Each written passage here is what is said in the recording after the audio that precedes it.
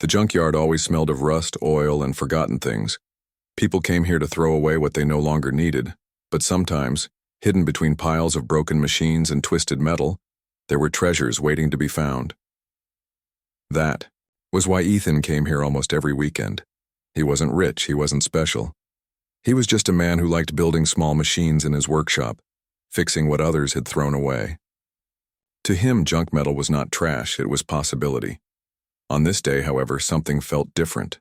The air was heavy, the clouds low. As he walked deeper into the maze of iron and steel, Ethan heard the sharp whistle of the junkyard owner. "Hey, you!" the old man shouted, pointing toward a corner of the yard. "You like strange stuff, right? I got something for you." Ethan followed, his boots crunching over gravel. The owner stopped beside a large, sealed metal container half buried under pipes. It was unlike anything Ethan had seen before, smooth, silver gray with strange markings scratched into the surface. "What is it?" Ethan asked. "Beats me," the man said, shrugging. "Found it in a shipment. No one wants it. Too heavy, no use. I'll give it to you cheap, just take it off my hands." Ethan ran his hand across the surface. It was cold, colder than metal, should be under the sun. And as his palm touched one of the markings, a faint hum vibrated through the container. He pulled back, startled. "Did you hear that?" Ethan asked.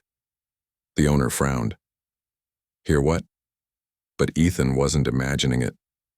The container was alive with sound, almost like a heartbeat. Still, he smiled. This was exactly the kind of mystery he loved. "How much?" The man waved his hand. $50 and it's yours." Ethan didn't argue. He paid, and with the help of a winch, loaded the strange box into his truck. As he drove home, he kept glancing at it in the rearview mirror. Sometimes the markings seemed to glow faintly, but maybe it was just his imagination. By evening, the container was in his workshop. Ethan stood before it, wiping sweat from his forehead. The air inside the small shed felt warmer than usual, and the humming sound was clearer now. "All right," he muttered. "Let's see what secrets you're hiding." He grabbed a wrench and hammer, examining the edges of the container. There were no bolts, no seams, no lock. It looked like a solid piece of metal, yet somehow hollow. As he circled it, one of the markings pulsed with light, soft blue, then bright white. Ethan froze. Okay, that's not normal. The light spread, tracing every line on the container until the whole thing was glowing. The hum grew louder, steady, rhythmic, like breathing. Ethan stumbled back, shielding his eyes. The markings rearranged themselves, shifting like liquid metal until they formed a perfect circle in the center. And then, click, the workshop shook as the container split open down the middle with a hiss of steam. A wave of cold air burst out, frosting the nearby tools. Ethan's breath came out in white puffs. His heart pounded in his chest. Inside was not junk. A figure stepped forward, surrounded by mist. She was tall, her skin pale with a faint shimmer, her hair long and silver like threads of starlight. Her eyes, large, glowing with soft violet light, locked onto Ethan. For a long moment, neither moved. Ethan's mind screamed at him to run, but his body refused. The woman tilted her head, studying him. Then, in a voice broken but clear, she spoke. "You are my bond partner." Ethan's throat went dry. "What?" She took another step closer, the container sealing shut behind her as though it had never opened. "The vessel chose. You bought it. Now, I belong to you." Ethan laughed nervously. This is insane. You can't just... Wait, what? Do you mean belong to me?" But she did not answer. Instead, she looked around his workshop with calm curiosity, touching a broken radio, a pile of gears. Finally, she returned her gaze to him and smiled faintly. "I will stay," she said. Ethan shook his head, backing toward the door. No, this is a mistake. You can't just appear in my life like this. Who are you? What are you?" Her smile faded. She stepped closer, and for the first time Ethan noticed something strange. a band of glowing symbols circling her wrist like a bracelet. It pulsed in the same rhythm as the container's hum. "I am yours," she said simply. "And I will not leave." Ethan's hands trembled. He had come to buy junk metal. Instead, he had brought home an alien bride who refused to leave. And as the last of the frost melted from his tools, Ethan realized something chilling. Whatever she was, wherever she came from, this was only the beginning. Ethan did not sleep. That night, he sat in his workshop staring at the strange woman who had stepped out of the container. She sat calmly on a stool, her hands folded neatly in her lap, as if this situation was completely normal. Her glowing violet eyes followed him wherever he moved. Every few minutes, Ethan muttered to himself, "This isn't real. This can't be real." But every time he looked up, she was still there. Real as the tools on his bench. Real as the frost still melting from the floor. Finally, he broke the silence. "All right, enough games. Who are you?" The woman tilted her head slightly, her silver hair catching the light of the single workshop bulb. When she spoke, her voice carried a soft metallic echo as though two tones overlapped. "I am Lyra," she said. "Your bond partner." Ethan rubbed his face. "Stop saying that. I didn't sign up for this. I bought a metal box, that's it. No contracts, no alien marriage deals." Lyra blinked slowly as though trying to process his words. "The vessel chooses. It opened to you. That means the bond is sealed." Ethan gave a dry laugh. "Great. Just what I needed. A cosmic wife from a junkyard box." But beneath his sarcasm, fear simmered. He had no idea what she was capable of. He had seen her step out of something that looked older than human history, glowing with power. He had no reason to believe she was harmless, so he kept his distance. Hours passed. The night grew colder, the workshop dim. Ethan made coffee just to stay awake. Lyra didn't move much. Sometimes her eyes wandered over the shelves of spare gears and tools. Sometimes she leaned closer to the broken machines, studying them with silent curiosity. At last, Ethan decided he couldn't take the staring anymore. "Look, you can't just stay here. You don't belong here. Wherever you came from, you need to go back." Lyra's gaze finally softened. "I cannot." "Why not?" "The vessel is destroyed. It cannot be used again." Ethan frowned. "Destroyed? It looked fine when you came out of it." She shook her head. "The vessel has one purpose: to deliver me to my bond partner. Once it opens, it dies." Ethan felt a chill crawl down his spine. "So, what you're saying is, you're stuck here?" "Yes," she said simply. "I will stay." For the first time, Ethan noticed how human-like she was, and how alien. Her skin glowed faintly like light beneath glass. Her eyes reflected every shadow in the room. Her movements were too smooth, too precise. When she stood and moved closer, Ethan instinctively stepped back. "I don't think you understand," he said. "This is Earth. People here don't just accept aliens showing up in their garage. If anyone finds you, I'm the one who's going to end up in a government lab." She seemed to study his panic with quiet patience. Then, in a sudden and startling gesture, she reached out and touched the broken radio on his workbench. The machine sparked. The metal pieces shifted and twisted, clicking together as though guided by invisible hands.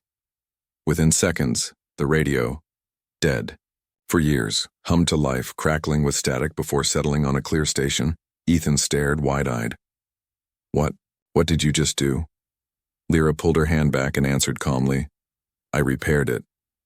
"You repaired it? In 2 seconds?" "Yes," she said, as though it were obvious. "I can fix what is broken. That is part of my design." Her words hit him like a hammer. Design. Not birth, not life. Design. "You're not just an alien," he whispered. "You're built." She nodded once, confirming his fear. Silence stretched. The only sound was the faint music playing from the newly revived radio. Finally, Ethan found his voice again. Okay, let's say I believe all this. Why me? Why would some advanced species or whatever you are send you to me of all people? I'm just some guy who collects junk metal. Lyra stepped closer, her eyes glowing faintly brighter. Because you chose. You gave value to what others threw away. That is why I was given to you. Ethan's mouth went dry. He wanted to argue, to deny it, but deep down he knew her words carried weight. He had chosen the container when no one else wanted. And now, because of that choice, his life would never be the same. When dawn broke, Ethan's mind was heavy with exhaustion. He hoped that maybe, when the sunlight touched the workshop, she would disappear like a dream. But when the morning came, Lyra was still there, sitting quietly as though she had always belonged. Ethan groaned and rubbed his temples. Fine, you win, you can stay, but just until I figure out what's really going on. Lyra's lips curved into a faint smile. I already told you, she said softly. I will not leave. Ethan looked into her glowing eyes and felt a knot tighten in his chest. He didn't know if she was telling the truth or hiding something far darker. One thing was certain, his ordinary life was over, and the real story was only beginning. Morning light spilled through the dusty window of Ethan's workshop. He had hoped foolishly that when he woke up the strange woman would be gone, that maybe the night before had been some bizarre dream. But she was still there. Lyra sat cross-legged on the floor, studying a broken toaster as though it were a sacred object. Her silver hair shimmered faintly in the sunlight. The glowing symbols around her wrist pulsed in rhythm, steady and alive. Ethan groaned and rubbed his face. You're still here. Without looking up, she answered, Yes. I told you, Ethan muttered. You can't just live here. People will notice. My neighbors will think I'm hiding something, and if the government ever finds out, he trailed off, shaking his head. You'll bring trouble to my door. Lyra finally looked up, her violet eyes calm, unbothered. I told you I cannot leave, the bond is sealed. That's insane. Perhaps, she said, her tone soft, but true. The toaster in her hands gave a sharp click and suddenly the old machine sparked back to life. Lyra placed it on the bench and looked at Ethan with quiet satisfaction. Your kind discards much, she said, but it is not broken. It only needs care. Ethan sighed. That toaster's been dead for years. Not anymore. And just like that, she turned away and began inspecting the next broken gadget on the shelf. Ethan stared, speechless. It wasn't just that she could repair things instantly, it was the way she did it. Like a wife tidying a home, like someone who had already decided this was her place. By noon, Ethan's kitchen looked different. He had gone upstairs for a quick shower, only to return and find Lyra moving gracefully around his small house. She had discovered his fridge, examined his cooking utensils, and somehow managed to prepare something that looked edible. The smell filled the air, sweet, sharp, a little metallic. Ethan wrinkled his nose. What is that? Food, she said proudly, setting a strange, steaming bowl on the table. For my bond partner. Ethan raised his hands. No, hold on, you can't just cook in my kitchen like we're married or something. That's not how this works. Her expression did not change. But that is how it is. I serve. I stay. I protect. This is my role. Ethan sat down heavily, running a hand through his hair. Listen, Lyra, or whatever your name is, I'm not your partner. I don't want any of this. I just wanted scrap metal for my workshop. Her eyes darkened slightly, glowing deeper violet. You chose the vessel. You chose me. You cannot undo that. The firmness in her voice sent a chill down his spine. It wasn't a threat. It was a fact. Reluctantly, Ethan tried a spoonful of the strange food. The taste was unlike anything he knew, half sweet, half bitter, with a strange warmth that spread through his chest. It wasn't bad, just alien. Lyra watched him closely. When he swallowed, she gave a faint smile. You will adapt. Ethan set the spoon down quickly. No. Stop.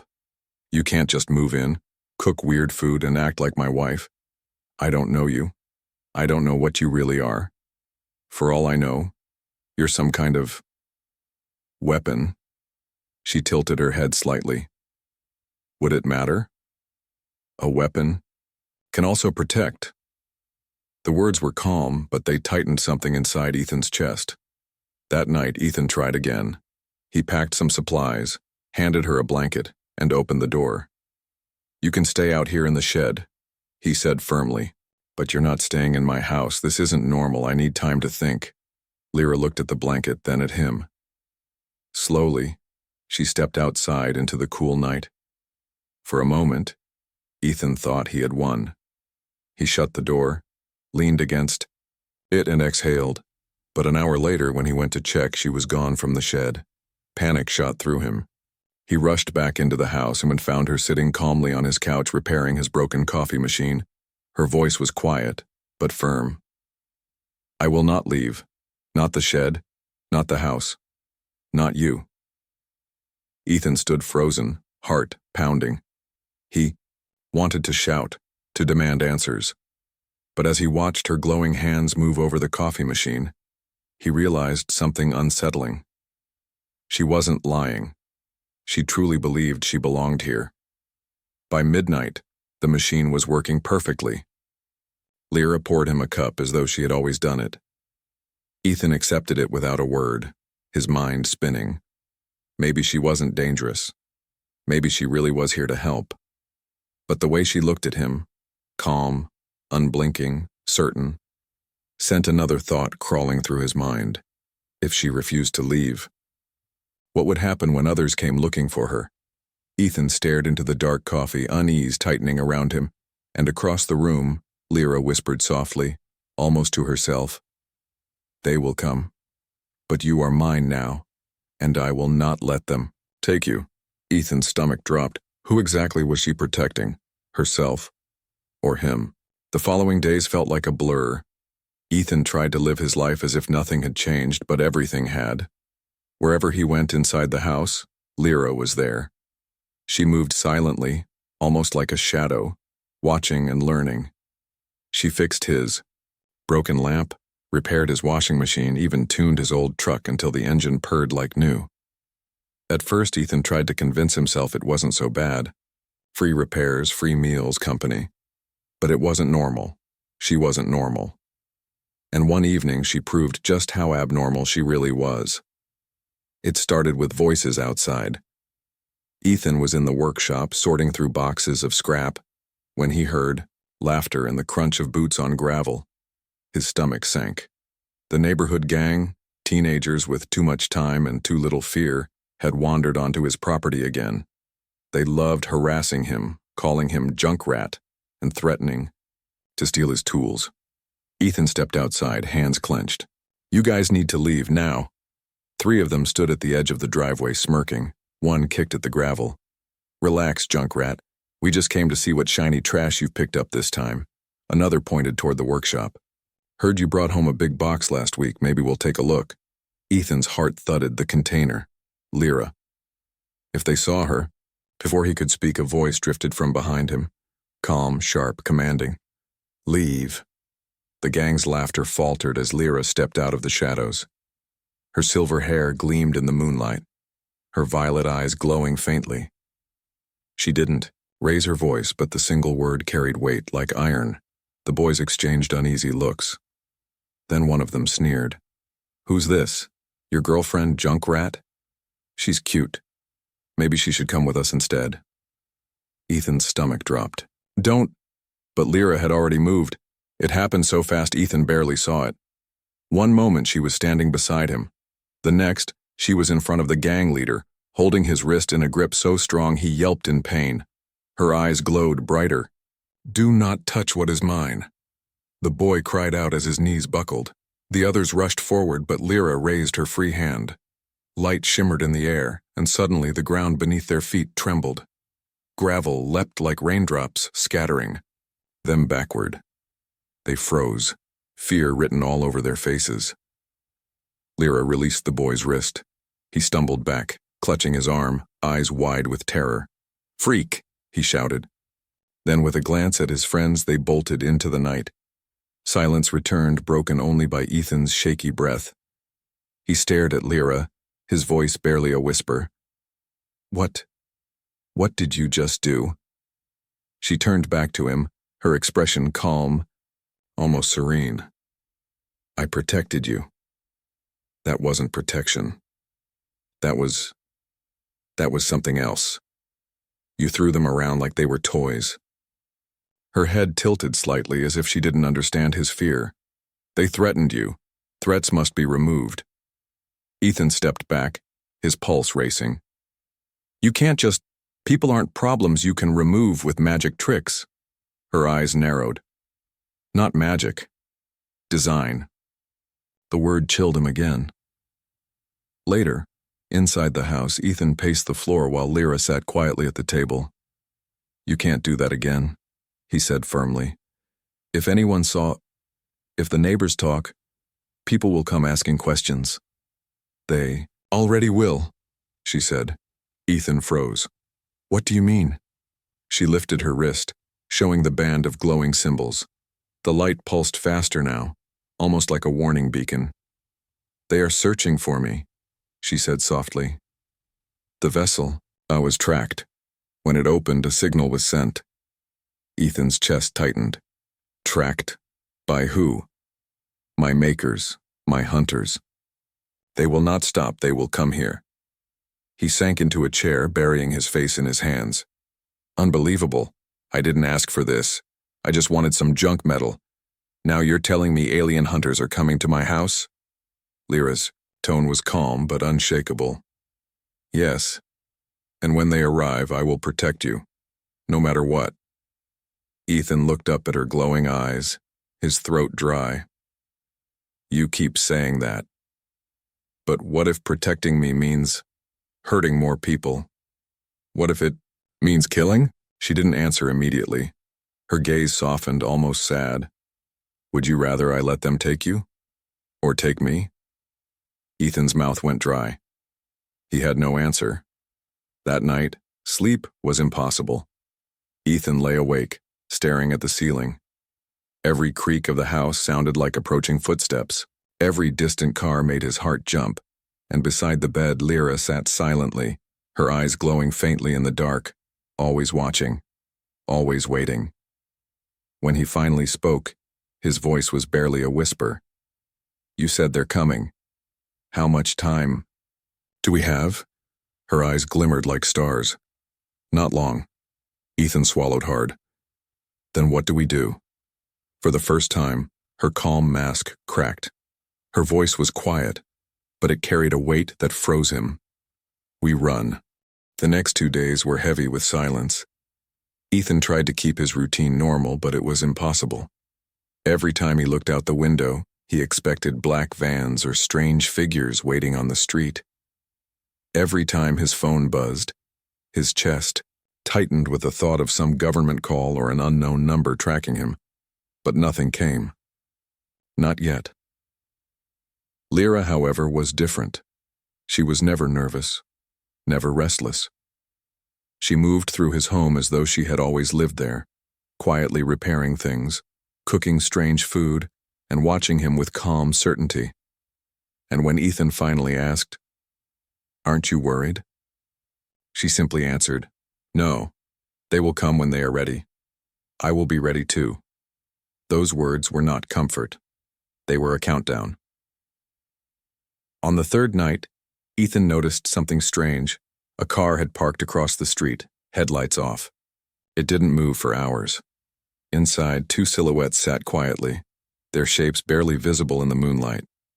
Ethan's stomach dropped. He stepped back from the window. "Lyra," he whispered. She was already there. Her violet eyes glowed faintly. "Fixed on the same car. They are here." Ethan's pulse quickened. "You're sure?" "Yes." Her voice was calm, but her hand pressed lightly against the glowing band on her wrist. The symbols pulsed faster now, almost frantic. "They are waiting," watching. Ethan felt sweat bead on his forehead. We should call the police. Her eyes flicked to him sharp. No, your people cannot stop them. They would only die. The words hit him like ice. By midnight, the car was gone, but Ethan's relief was short. At dawn, the house phone rang. He picked it up, his voice unsteady. Hello? A man's voice answered, smooth, polite, but too sharp, like a knife hidden behind a smile. Mr. Ethan Gray?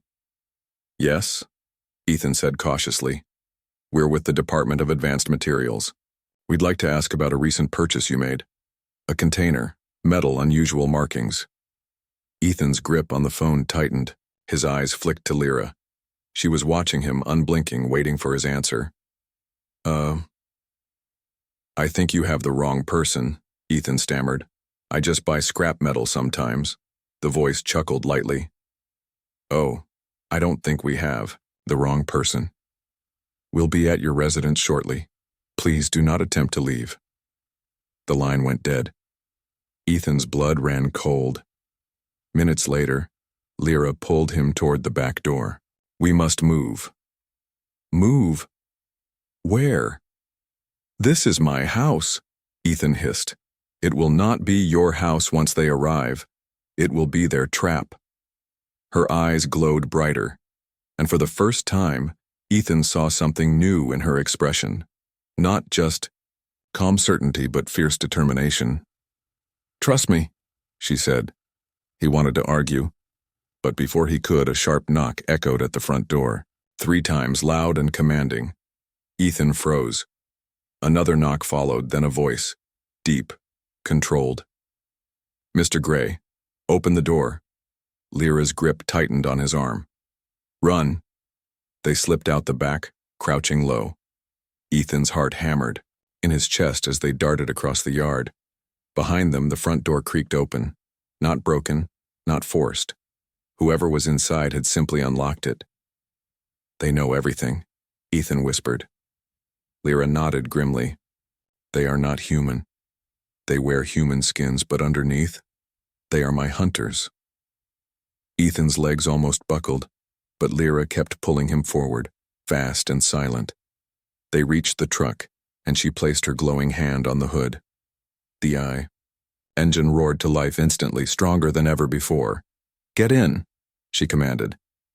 Ethan obeyed, slamming the door shut. As the truck lurched forward, he glanced in the mirror. Figures were spilling out of his house. 4 of them. Tall, sharp, too perfect in their movements. Their faces looked human, but their eyes reflected the morning light with a cold metallic glint. One raised a hand, and the air itself seemed to ripple. Drive, Lyra shouted. Ethan hit the gas. The truck surged down the street, tires screaming. Behind them, the figures followed, not running but striding with unnatural speed as though distance meant nothing. Where are we going? Ethan shouted over the roaring engine. Anywhere but here, Lyra answered. She twisted in her seat, raising her wrist. The glowing symbols expanded into a faint shield of light, wrapping the truck. Ethan blinked. What is that?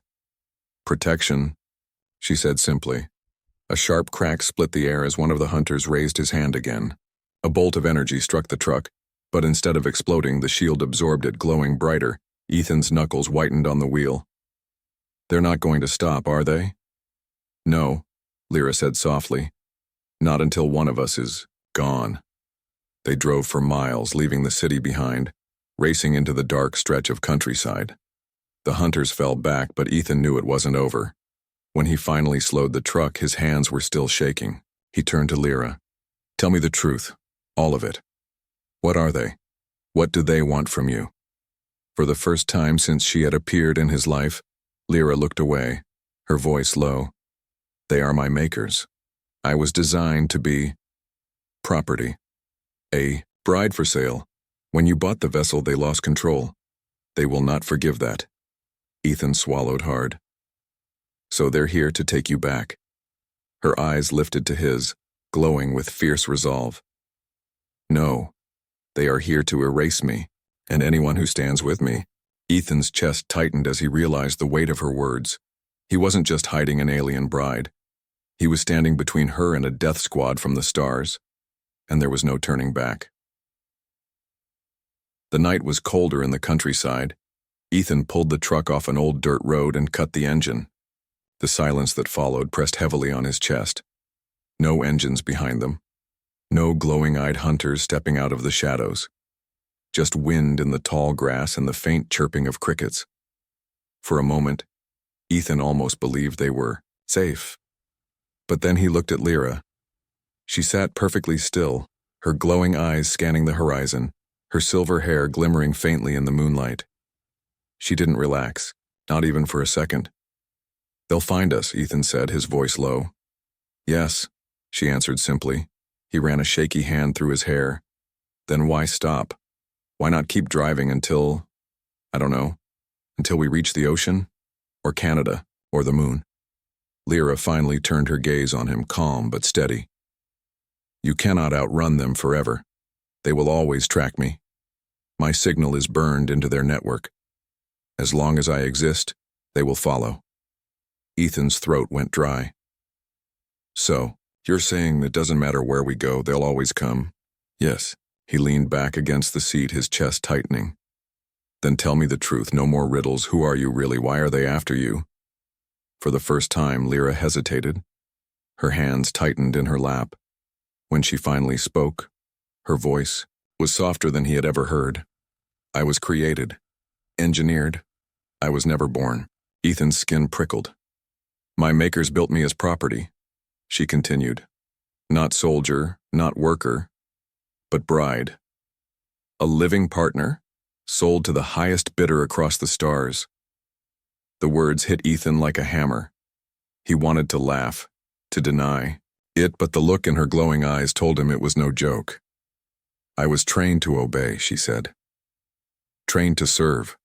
Trained to never question. But when my vessel was stolen and sold as scrap, fate changed. The bond is ancient law.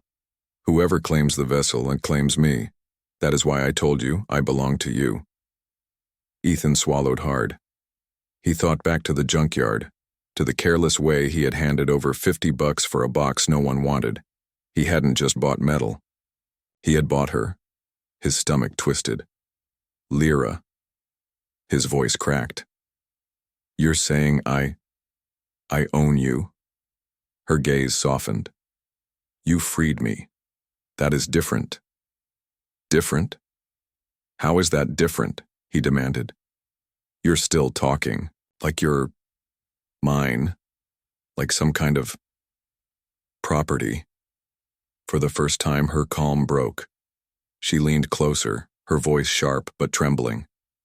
"Because if I am not yours, Ethan, I am theirs, and they will tear me apart to erase the bond." Silence stretched heavy between them. Ethan looked out into the dark fields, the stars above cold and distant. He had never asked for this. He wasn't a soldier, wasn't a hero. He was just a man who liked building things from scrap. And now, somehow he had been thrown into a war over something he didn't understand. Finally, he whispered, "So what do we do?" Lyra closed her eyes. "We survive. Together." When she opened them again, there was a faint shimmer of sadness in the violet glow. "But you must decide, Ethan. Keep me, or sell me back." The words cut through him. "Sell you back?" he repeated. She nodded. "If you return me to them, they may spare you. They will erase the bond and take me away. You will be free." Ethan's chest tightened. "And you?" Her voice was flat. "I will not exist anymore." The choice hung in the air like a blade. Ethan stood and walked a few paces into the field, trying to clear his head. The cold air bit at his skin, but it didn't help. Images swirled in his mind. Lyra stepping out of the container. Lyra repairing his broken machines with a touch. Lyra standing unshaken against the gang, protecting him without hesitation. She was alien. She was dangerous.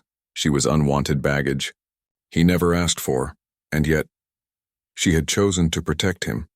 Not once, but every time. He clenched his fists. Damn it. When he turned back, she was still sitting in the truck, waiting quietly like she already knew his decision. "I'm not selling you back," he said, his voice rough. Her eyes softened, glowing warmer than before. "Then you have chosen." "Don't twist it," he snapped. "This doesn't mean I own you or whatever you think. It just means I'm not going to hand you over to be killed. We'll figure something out. Together." A faint smile touched her lips. "Together," she repeated. But before Ethan could breathe easier, Lyra's wristband pulsed violently. The glowing symbols flashed bright red, faster and faster. Her smile faded. "They have found us." Ethan's heart dropped. "Already? How?" "They never stopped searching," she said quietly. "And now? They are close." As the air around them began to hum, Ethan realized the truth. There would be no hiding, no escape. The hunters were here, and this time, they would not let either of them go. The night air vibrated with a low hum. Ethan felt it before he heard it. The unnatural weight pressing down on his chest, the faint crackle of energy in the air. Lyra stood beside the truck, her violet eyes narrowing as the glowing symbols on her wrist burned bright red. "They are here," she said. Ethan's pulse hammered in his throat. "How many?" Her gaze flicked toward the horizon where faint shapes moved across the fields. "Enough." In seconds the figures appeared. 4, then 6, then more. They walked in perfect formation, their movements too sharp, too smooth, to be human. Moonlight caught their eyes, reflecting like cold metal. The hunters. Ethan stumbled back, every instinct screaming at him to run. But Lyra stepped forward, her hair whipping in the rising wind. She raised her hand and the air shimmered with a faint shield of light. "Stay behind me," she commanded. "Wait, you can't fight all of them," Ethan shouted. Her voice was steady, calm as stone. "I must." The first hunter stepped forward, his false human skin flickering to reveal pale metal beneath. His voice was deep, smooth, but empty. "Unit L7, he called. "Return to us. The bond is invalid. The vessel was stolen." Lyra's voice was sharp. "The vessel chose. The bond is sealed." The hunter tilted his head, as though analyzing her words. "You were not meant to choose. You were meant to obey, return, or be erased." Lyra's eyes glowed fiercely. "I will not return." The hunter's gaze slid past her to Ethan. "Then the human will be erased with you." Ethan's chest tightened. His mind screamed, "This is insane. You shouldn't be here. You should run." But his legs refused to move. The hunters advanced.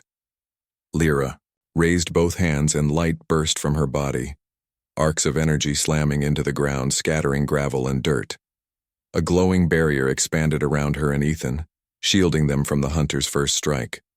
Bolts of energy hammered against the shield, shaking the air like thunder. Ethan covered his ears, but Lyra stood firm, her expression unbroken. "Go!" she shouted over the roar. "Run while you can."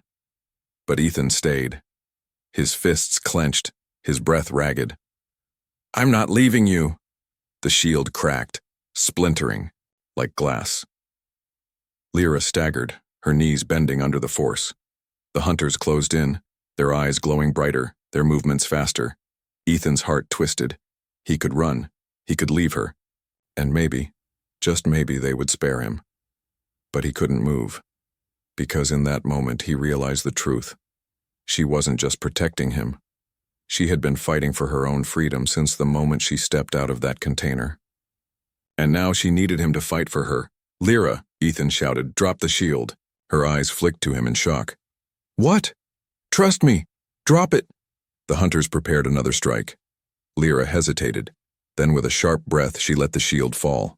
The air exploded with sound as energy bolts surged forward. But Ethan grabbed the heavy scrap crowbar from the truck bed and hurled it with all his strength. It struck the nearest hunter's face, knocking him back.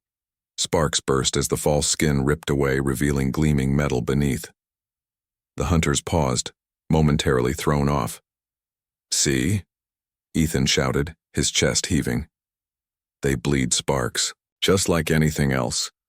Lyra's lips curved into the faintest smile. Then she moved, her body blurred with speed, striking the closest hunter with a glowing fist. The machine staggered, crashed to the ground, and dissolved into a spray of light. Ethan grabbed another piece of scrap and swung wildly at another, managing only to dent its false skin. But it was enough for Lyra to finish it off. The fight was chaos. Metal against light, steel against flesh. Ethan was clumsy, terrified, barely surviving. But beside him, Lyra was graceful, relentless, almost unstoppable. And for the first time, Ethan didn't feel like he was just running. He was fighting. But the hunters didn't stop. For every one they dropped, another stepped out of the shadows. 10, 12 more. Lyra's chest heaved, her glowing symbols flickering. "Too many," she whispered. Ethan grabbed her arm. "Then we run together. No more sacrifice, no more staying behind. Together." Her eyes softened, shimmering with something, almost human. Hope. But before she could answer, a sound split the air. A new vessel crashed into the field with a deafening roar, tearing through the earth. Flames licked the night sky. Ethan froze, his heart pounding. What the hell is that? The hunters stopped their advance, turning toward the vessel. For the first time, their perfect formation broke. The ship's door hissed open. A figure stepped out. Taller than Lyra, its eyes burning gold instead of violet. Its voice cut through the night, cold and commanding. L7. Return. You were not built for freedom. You were built for me. Ethan's breath caught. This wasn't just another hunter. This was something worse. Lyra's body trembled, her voice was barely a whisper. The one who was meant to claim me. The golden-eyed figure raised a hand. Come, bond partner. Your resistance ends now. Ethan's stomach twisted as the truth hit him. This wasn't just about survival anymore. This was about choice, and he would have to make it. Right here, right now.